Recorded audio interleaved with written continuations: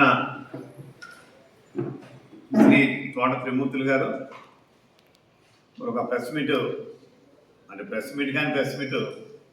మరి వారి గ్రూపుల్లో పెట్టడం, కొంతమంది దాన్ని లోకల్ ఛానల్స్లోనూ లేకపోతే న్యూస్ పేపర్లో కూడా రావడం జరిగింది. వారు చెప్పిన దాన్ని నేను పూర్తిగా ఖండిస్తున్నాను.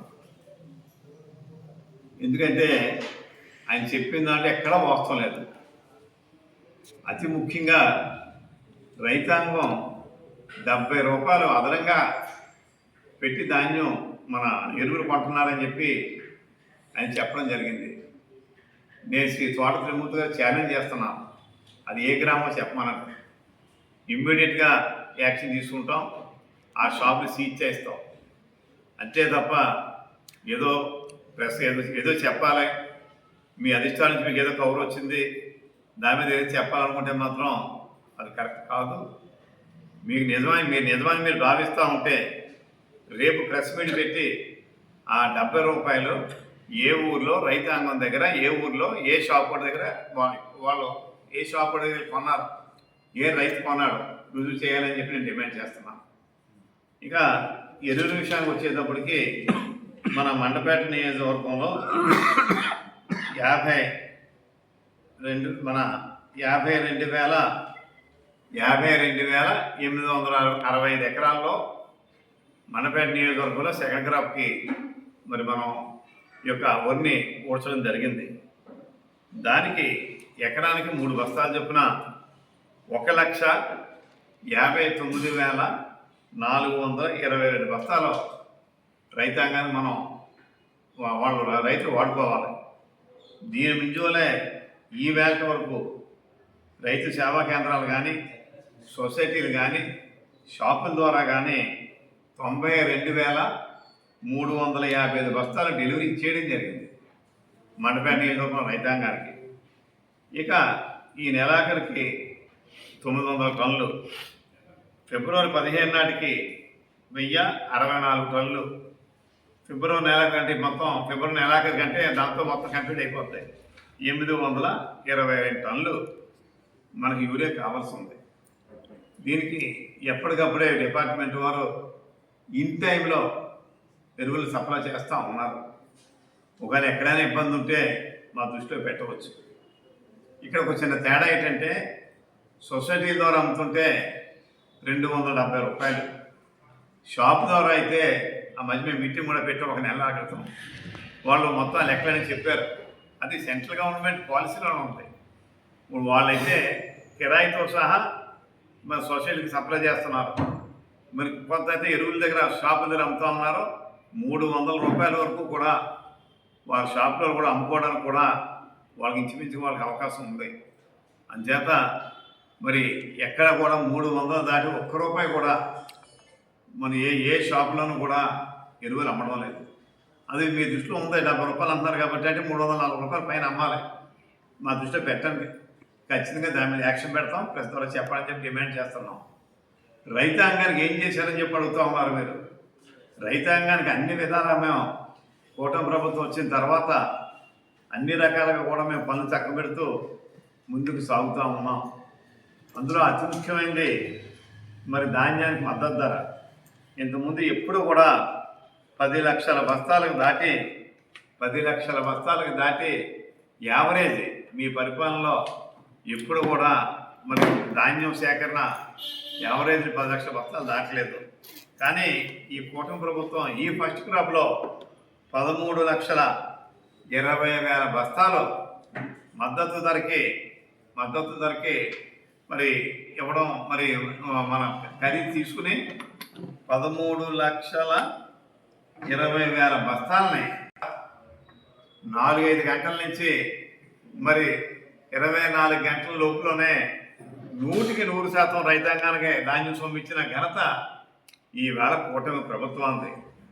మీ పార్టీలో మీ రైతాంగాన్ని అడగండి, మీ వెనకాల వాళ్ళు ఏం చెప్పుకుంటున్నారో. మరి మీరు చేసిన ఏంటంటే ఆ వేళ మీ గవర్నమెంట్ చేసిన దౌర్భాగ్యం 6 నెలలు పెండింగు. మరి 1,600 కోట్ల రూపాయలని రైతాంగానికి ఇవ్వకుండా గాలికి వదిలేస్తే కూటమి ప్రభుత్వం వచ్చిన తర్వాత ఆ 1,600 కోట్లు అమలాపురంలో మరి సివిల్ సప్లైస్ మంత్రి గారు వచ్చి ఆ వేళ ఇచ్చిన విషయం మీరు అప్పుడే మర్చిపోయి ఉంటారు. మరి ఈ రకంగా మండపేట నియోజకవర్గమే కాదు, ఆంధ్రప్రదేశ్లోనే అత్యద్భుతంగా ధాన్యం సేకరిస్తూ ఉంటే ఒక్క మండపేట నియోజకవర్గంలోనే ఒక 13,20,000 బస్తాలు సేకరించి 231 కోట్లు 24 గంటల లోపల ఇచ్చిన విషయాన్ని మీరు ఒకసారి మీకు నేను తెలియజేస్తున్నాను. అంతేకాదు మరి ఈ యొక్క మీరు ఏదో అడుగుతున్నారు, ఏదో ఇన్సూరెన్స్ అంటున్నారు. ఖచ్చితంగా ఇన్సూరెన్స్ కానీ ఇంకా ఇతర స్కీములు కానీ అన్నీ కూడా అమలు అవుతూ ఉంటాయి. కానీ 13,20,000 ధాన్యం బస్తాలు ఒక పండినాయి అంటే రైతాంగం కూడా ఎంత హ్యాపీగా ఉన్నాడో ఒకసారి మరి మీరు కూడా గమనించాలని చెప్పి మరి సవినీయంగా తెలియజేస్తూ ఉన్నాను. మూడో విషయానికి వస్తే సీఎం గారు గురించి మమ్మల్ని ఏదో అలాగే అన్నారో అంతా మోసం, ఇవాళ చంద్రబాబు నాయుడు గారు అదే మోసం చేస్తున్నారని చెప్పి మీరు అంటున్నారు. అయ్యా త్రిమూర్తులు గారు, డిఆర్సీ మీటింగ్ అమలాపురంలో జరిగింది. ఈ సంస్థను ప్రతిపక్షంగా మీరు ఎత్తుకున్నారా, నేను ఎత్తుకున్నారా? నేను అలా ఇన్ఛార్జి మంత్రి శ్రీ అచ్చెన్నాయుడు గారిని ప్రశ్నిస్తూ ఉంటే మీరు ముసుముసుల్లో నవ్వుకుంటా ఉన్నారు. ఈ తప్పులను సరిచేయాలని మేము డిమాండ్ చేశాం.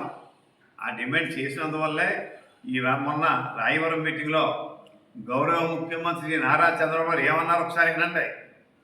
రైతాంగానికి ఈ డ్రాఫ్ట్ నమూనా పట్టాదారు పాస్బుక్ చూపిస్తారు, ఇవే అనౌన్స్ చేస్తున్నాను నేను ఈ రాయవరంలో అని చెప్పి ఆయన అనౌన్స్ చేశాడు. ఆయన ఏంటంటే డ్రాఫ్ట్ చూపించి వాళ్ళు ఓకే అన్నాకనే ఒరిజినల్ పట్టాదారు పాస్బుక్ తయారు చేసి రైతాంగానికి ఇస్తామని చెప్పని.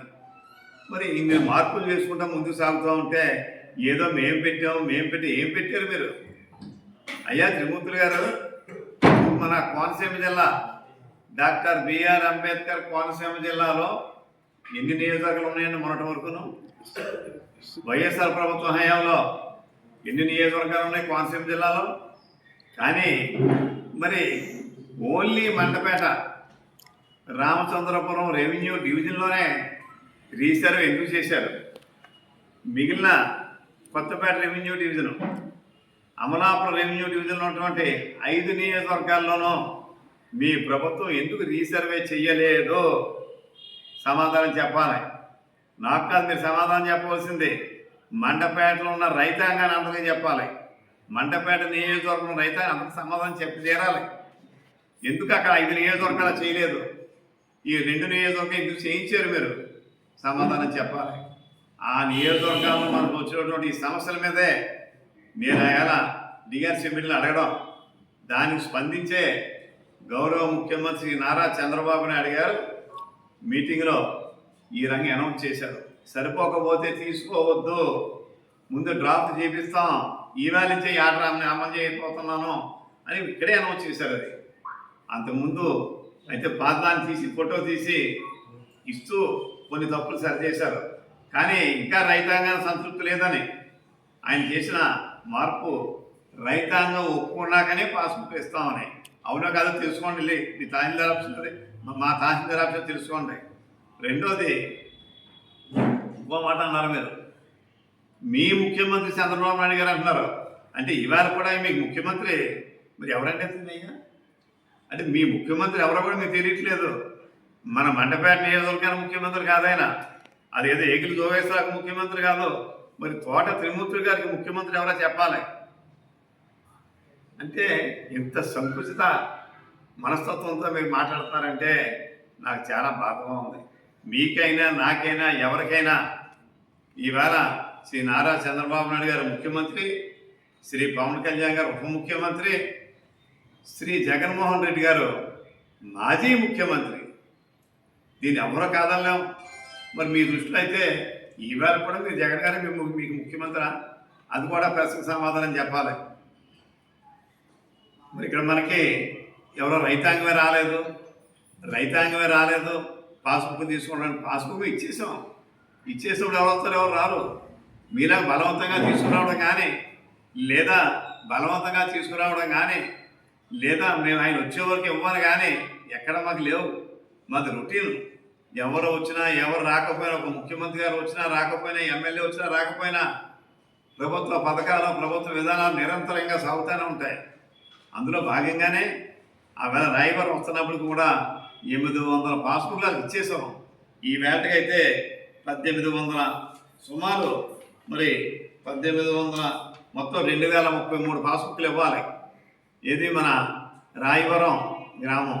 అయ్యా మీకు తెలుసో తెలీదో, బహుశా తెలిసో ఉండొచ్చు. రాయవరం గ్రామానికి అది రెవెన్యూ గ్రామం కాదు, అది వెదురుపాక రెవెన్యూ గ్రామం, రెవెన్యూ విలేజ్. ఆ వెదురుపాకలో ఉన్నటువంటి రెవెన్యూ విలేజ్లో రాయవరం, ఎదురుపాక సావరానికి కలిపి 2033 పాస్బుక్లు ఇవ్వాల్సి ఉంటే 1800 సుమారు పాస్బుక్లు ఆల్రెడీ ఇప్పటికీ ఇచ్చేసాం. మరి ఆ వేళ సీఎం గారు వచ్చేటప్పటికే 800 పాస్బుక్లు ఇచ్చేసాం. వాళ్ళ మీద రమ్మని కోరంతో అందరూ వచ్చినాం. కానీ గౌరవ ముఖ్యమంత్రి గారు ఆ 800 మందికి ఇక్కడ ఇస్తున్నారేమన్నా ఊహలోనో లేకపోతే అన్నారు తప్పించి వేరే కాదు, మేము వాళ్ళని పిలవలేదని చెప్పి కూడా సవినయంగా తెలియజేస్తూ ఆ వేళ ఎవరికైతే మనం పాస్బుక్లు ఇచ్చామో వాళ్ళు వచ్చారు, రైతాంగం వచ్చారు తప్పించి అంతే తప్ప మీలాగా జనాన్ని తోలుకురావడం, వాళ్ళ కిరాలు ఇవ్వడం అనేది తెలుగుదేశం సంస్కృతిలో ఎప్పుడు లేదని చెప్పి సవినయంగా తెలియజేస్తూ ఏది ఏమైనా ఇరిగేషన్ సంబంధించి కానీ మీ హయాంలో ఎక్కడైనా ఒక పంట కాలువ, ఒక మురికి కాలువ ఊటికి తీయడం చేశారా? ఇవాళ అప్పుడే మొదలుపెట్టారు, మనం లాస్ట్ ఇయర్ చేశారు, ఈ సంవత్సరం చేయబోతున్నాం.